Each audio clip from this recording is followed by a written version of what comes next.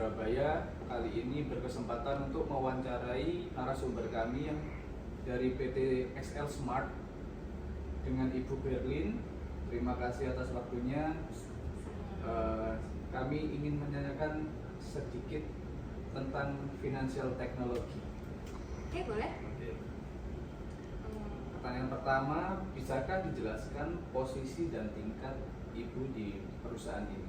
Oke, jadi saya di PT XL Smart ini sebagai manajer operasional, di mana saya menangani beberapa customer service di XL Smart, khususnya di Surabaya ini sih. Gitu. Kurang lebih berapa lama ya Ibu menempati posisi ini? Kalau untuk menempati posisi di manajer ini kurang lebihnya di 1 tahun, udah 1 tahun lebih sih. Jadi berjalan mau ke 2 tahun lagi. Apakah Ibu Berlin mengenal istilah fintech? Terus fintech digunakan dalam kegiatan operasional perusahaan ini enggak?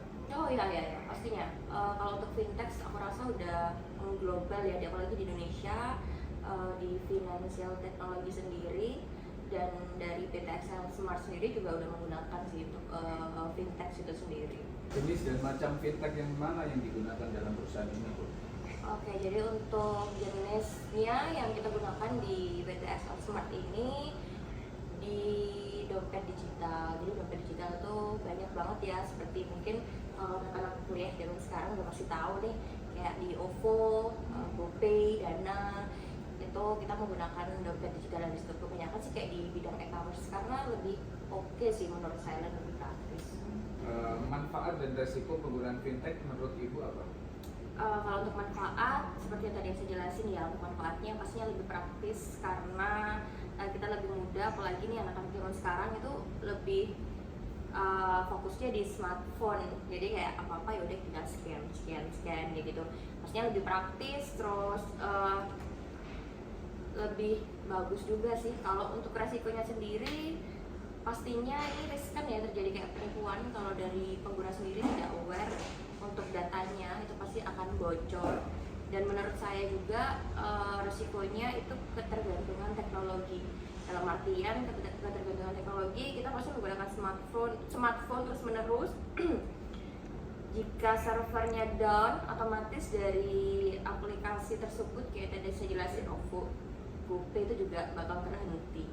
Gitu sih untuk resikonya, kebanyakan kayak gitu. Apa Ibu pernah mengikuti pelatihan atau penjelasan tentang fintech ini?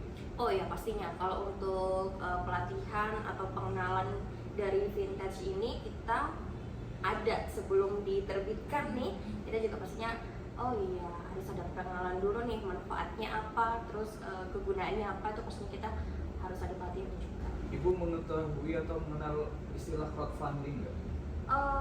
Ya, tahu sih. Untuk crowdfunding itu sama ya, sebenarnya kayak fintech itu udah banyak banget di Indonesia terutama, pastinya saya mengetahui sih hal tersebut. Jenis dan macam crowdfunding yang mana yang digunakan di perusahaan ini?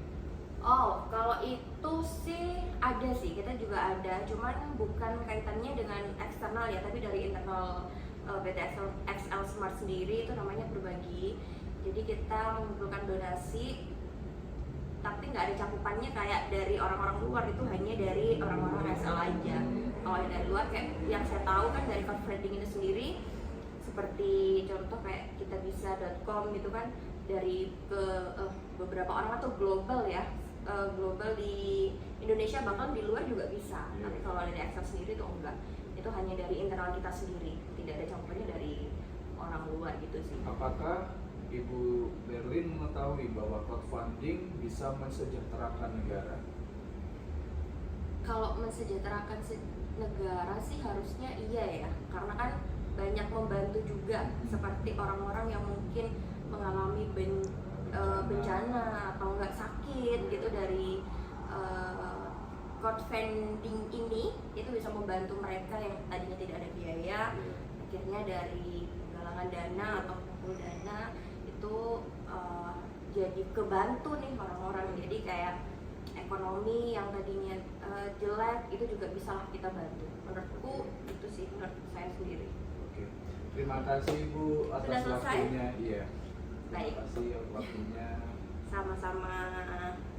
Oke guys, sudah selesai sampai di sini percakapan kita bersama Ibu Berlin dari PT XL Smart. Terima kasih guys, bye bye.